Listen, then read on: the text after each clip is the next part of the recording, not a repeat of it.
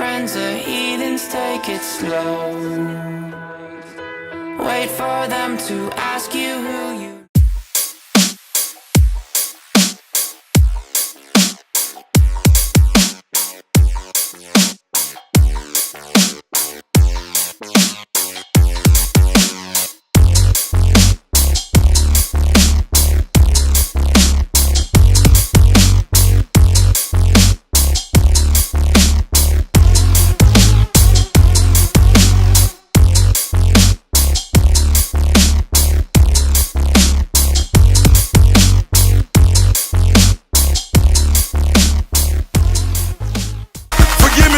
Wrongs, I have just begun. Ain't no mercy, ain't no mercy. Hey guys, welcome back to my channel. I am so excited to be editing this for you guys because I have been planning this look since literally last year. Okay, so he obviously has thick, dark eyebrows, so I went in with the soap method. If you have a glue stick, you can totally use that method. I just didn't have it on hand. So I used soap, and then that wasn't enough to paint basically the eyebrows down, so I went in with hairspray and I just really pressed them against his skin so that way they stuck and they were really flat on his face. Then I went in with some water activated cream paint and painted over them. Then I went in with the spoolie and the same paint and I just really worked it into the hair so that way they were all covered. With the same white paint, I went in with a very thin layer and covered his face, ears, and a little bit of his neck. Since the Joker isn't extremely stark white, I didn't want to just leave it like that. So I'm going in with a very light face powder from MAC. This is just my face powder that I use. And I'm just setting him with that so that way it doesn't look extremely stark white. Because he is oily, I wanted to set everything before we go in with the rest of the face powders. So I'm using Laura Mercier's translucent powder. Any translucent powder will work, but just always remember to set your face paints. Okay, so moving on to the eyes, I use the same thing to basically just set his eyes for shadow. So now I'm using the couple shades from the Anastasia Contour Kit, and I'm just using this to give his eyes some definition and to really map out where I'm going to put a lot of the black. And with this also, I'm taking it into the bridge of his nose basically to give that really sunken eye look. And this will really make you look, you know, worn in and almost tired looking. So then I'm using the Morphe 35W palette and that smutty color to give more of a definition to his crease and to his lid, and to kind of map out exactly where I'm going to put the black. So then I use the same black on a 217 and I'm really just going ham with it. There's really no rhyme or reason to, you know, where to put the black. You just want to smoke it out all over the eye and then just make sure to blend out kind of the harsh edges so it literally looks like it's just a pure black smoky eye. I took a pencil liner, put it in his waterline, and now I'm smoking the lower lash line out with the same black color. You really just want to extremely blow it out. I didn't think the lid was black enough, so I'm taking that same pencil liner and I'm going over it. This is going to darken up the lid and also give it some nice texture. Okay, so then after I blend that out, just to, you know, obviously diffuse where the lines of the eyeliner are, and then the eyes are finished for now. Moving on to the face, I'm going to use a gray shadow and I'm going to use that to carve out his cheekbones as well as bring it down on the sides of his mouth. This will definitely give his face a sunken in look and look a lot thinner because Jared Leto's face is very structured and he has a very strong jawline and cheekbones. So this is going to mimic that appearance. Just like cutting your contour or, you know, your cheekbones or whatever, you're going to go in with that same white cream paint and you're going to map out where you want to cut that contour.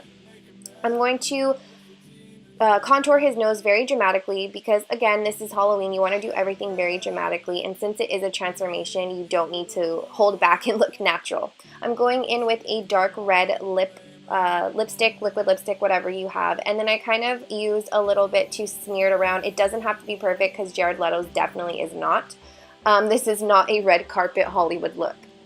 Okay, so for the tattoos, I'm using a water-activated black paint from Kryolan, and it actually worked quite well because it wasn't stark black because I added a lot of water. It kind of was like this really aged black looking, you know, water paint on his skin, which transferred really nicely because that is how tattoos normally look. They're not extremely black.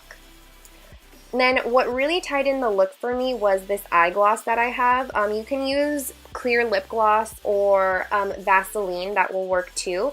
And I'm just putting this on the center of his eyes and also underneath the middle of his lower lash line. And this really gives that greasy, worn-in look. And I think this just honestly makes it look so good. To finish the Joker, I'm using this green spray can paint for your hair that I got from the local Halloween store, and this honestly just tied everything in together. He had the perfect hair for this and it just worked amazing. Okay, moving on to Harley, aka me. I'm using the lightest foundation shade that I own because she is pretty pale. She is not white like the Joker, but she is pretty pale, so I wanted to incorporate that into my foundation. So I'm using obviously something that's going to last all night. Since you want this to last, if you are oily, don't forget to set everything or use something that is very oil controllable, I guess you want to call it. Then I'm just using some concealer to prime my lids and to conceal my dark circles. And for brows, her brows are very fluffy and not carved out at all, so I just use a powder. Okay, so for the right eye, she has the red side, or aka pink side of her costume. The left is obviously blue. So for the red, I used the Mars color from the Manny MUA and Makeup Geek palette. For the blue, I used Atlantic Blue Matte Shadow from MAC. So as you can see, I'm just taking this on a very huge fluffy brush. There's no rhyme or reason again to this look. It's just very blown out and messy. You want everything to look extremely messy, so I just kind of pulled the color out towards my temples, but not up. You want to pull a little bit down because it's not like a cat eye look. I wanted to add a little glam to it, so I added some red and blue glitter.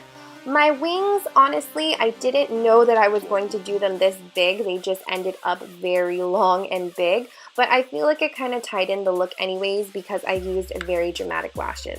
I'm just going to go ahead and set my face with some powder, and then I'm going to take just a little bit more of each shadow and bring it down, almost like a second look. You want this to look like you basically wiped your eyes and all the shadow just kind of like followed with your finger.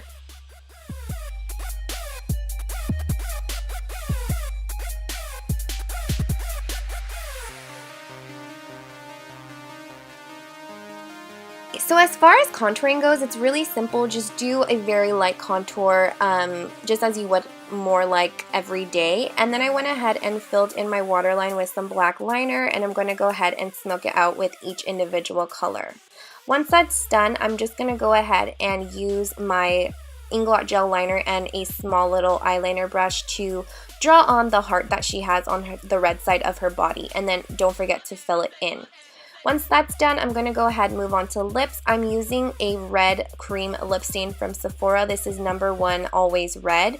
And then I think it was too bright, so I wanted to tone it down with a little shadow. And then also to just take your ring finger and smudge it out as it's drying. And then I wanted to add a little cut in different areas of my face. So all you're going to do is take a red shadow in the shape of the cut that you want. This is going to imitate the irritation around the cut.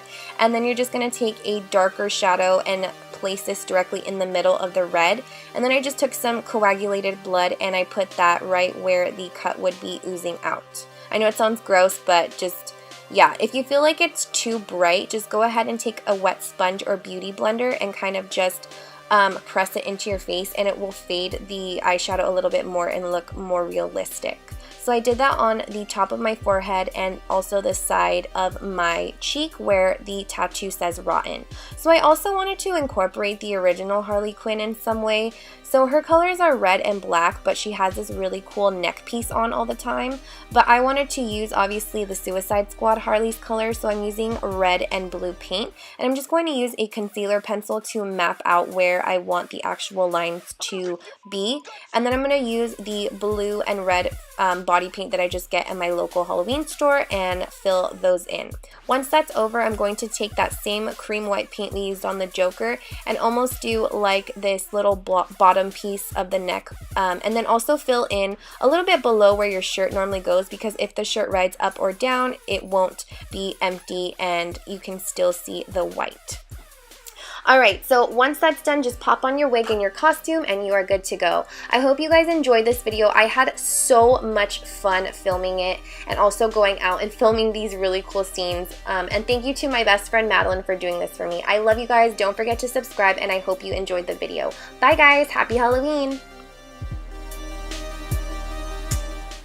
Hey guys, welcome to my channel, and we're actually really gonna do something really cool this time.